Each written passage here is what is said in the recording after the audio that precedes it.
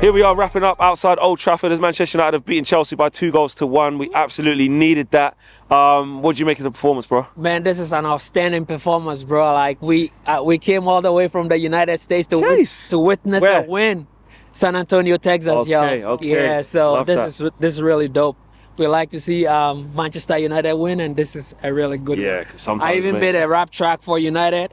I was like, under the floodlights at Old Trafford we stand, ready to battle Chelsea with a game plan so grand. We are poised to win to send them all the way down. With Marcus and Rashford, we'll win the crown. Oh, and he didn't even play. Rashford didn't even play. You got to change the song, bro. You got to put McTominay in for Rashford, bro. You got to change the song. With Bruno McTominay, we'll take the crown. There you go. I love the energy, man. Love the energy. Yeah. It was a big performance today. Come on a little bit, bro. It was a big performance. McTominay, man, he just keeps scoring goals. I know. I mean, I think the whole thing with Scott McTominay, he's just got to have that belief, because I think it was a few seasons back he had 0 goals, 0 assists, and in this past summer transfer window, Erik ten Hag was focused on getting rid of Scott McTominay. And then, all of a sudden, I think it was West Ham that were going to go in for him. But there was, I think, personal agreements that weren't reached.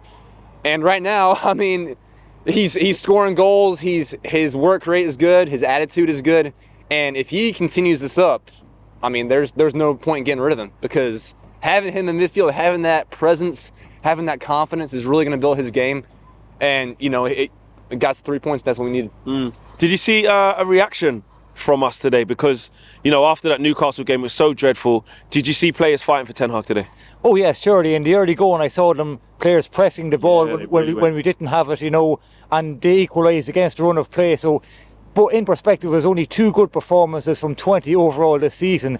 Like, we're unlikely to qualify from the Champions League group. We have a very hard game next week. So, we can't get carried away. The squad still needs an overhaul in key areas such as goals, centre half, wing backs, wing forwards, and even another attacking midfielder. So it's a good win, but there's by no means you can't get carried away, because you're only playing against second rate, or mid-table. We're only playing against mid. You're actually right. This ain't the top 6 game. No, it's not even a big. We're not even in the top 6. I think we were 7th in it. So I think we might still be 7th. I mean, this fixture is no longer a rivalry. I'd value a 1-0 win against Liverpool or Man City bigger than 3 or 4-0 against Chelsea. That's the way it's gone. Yeah. And the Abramovich era is over. They can't be taken serious no more. But look, we've got a challenge on our own hands to get the right players in, overhaul the squad. And my biggest fear is that players not performing for Ten Hag. I fear they could be throwing them under the bus. And if we get a new manager in, the cycle could repeat itself. But at the end of the day, the players, they have to play for the fans. Week in, week out, we're there to support. I mean, and all the money they're getting paid. I mean, what would we give for a fraction of what they earn, if you know what I mean? So if they can't play for Ten Hag or any previous or future managers, play for the fans, and that's how it should be. And I know January transfer window is coming up, but do the board back Ten Hag with another £200 million plus, given the waste? We ain't got £200 million for January, that's for sure. Or even the summer, for the wasted signings on Onana, Mount and Anthony so far. I mean, does the board trust Ten Hag with that kind of, if he's there next season? I mean, time will tell. I mean, depends when Sir Jim Ratcliffe comes in as well, about what they choose to do. Well, if no money to buy players in January, we'll then overhaul the stadium, right? Build the south stand up to in line with the Stretford end, because that's what we need. Facilities, infrastructure, development. If we can't buy players in January, and then hopefully, a good plan is in place for overhauling the squad in the summer. Yeah. Yeah. Go on, just quickly, I want to ask you. You come in a little bit. There you go. Yeah. There you go. Swap round. There you go. There you get him in. Yeah. Who impressed you today? Because who impressed me? Yeah, but it was a couple, because it was a good team performance, and sometimes when you get a good team performance, not one particular player stands out, but in terms of individual performances, who stood out? For me, the player that stood out was Amrabat. Not a lot of people were talking about him, but he was everywhere. Whenever we were trying to get the ball back, it's him. It was him or McGuire. McGuire has been good for the last few weeks, but Amrabat, people have been questioning him. I'll be honest. Yeah. Today on the podcast, I said send him back. Yeah. I'll be honest. I did. As a loanee, I was angry. I was angry earlier. I understand, but today you're showing a performance of a DM. We've not seen that this season. When Manu had his performance against Everton, that was more on the ball, controlling it. This was off the ball. This is what Casemiro was doing last season, and obviously, would Casemiro been injured for he's out for a couple more months. we need someone to play. So you think there's something there in Amrabat? We can get that going.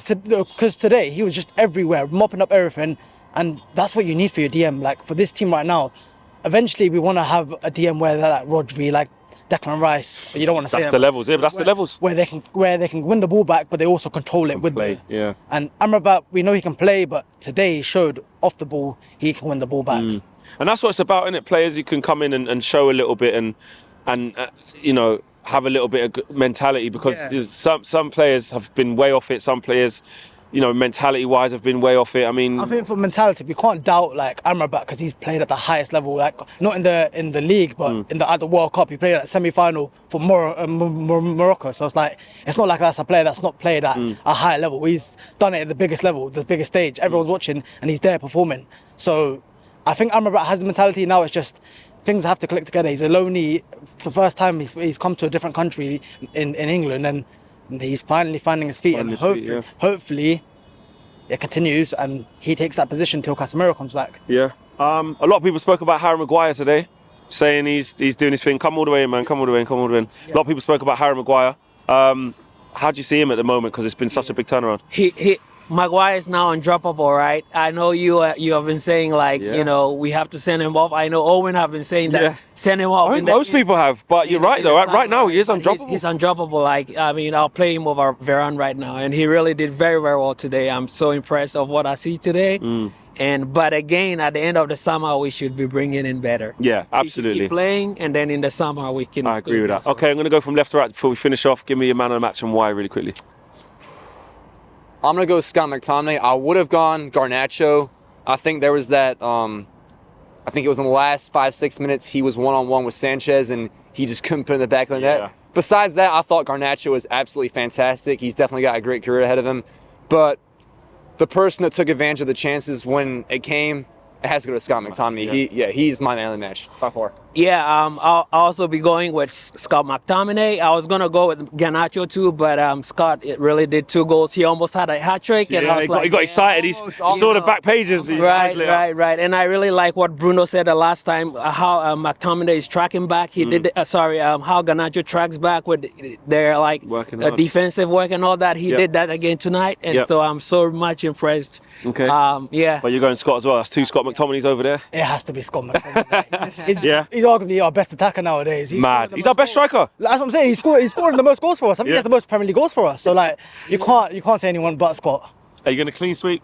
Oh yeah. Look, he deserves it, right? Shades it over Garnacho, but let's not get carried away. He wouldn't get a sniff of Man City, Liverpool, Real Madrid, or Bayern Munich. Look, he's a great, honest player, but limited ability. But let's do this thing now. But for the moment, yes, because Casemiro is injured. But let's not get carried away. McGuire the same. Let's not get carried away. Look, having a good run of form, but a few games in isolation doesn't make you a top player. You have to be. Go Anfield away, mate. We go see. Exactly. He's the VF fighter. Yeah. There you go, guys. That's the man of the match. It is unanimous. McTominay. A little bit of caution to the wind at the end as we wrap up here at Old Trafford. Manchester United 2, Chelsea 1. Hold that, Matisse. Hold that, Joey Knights, and hold that, all Chelsea fans, 'cause you're shit. Come on. Nice one.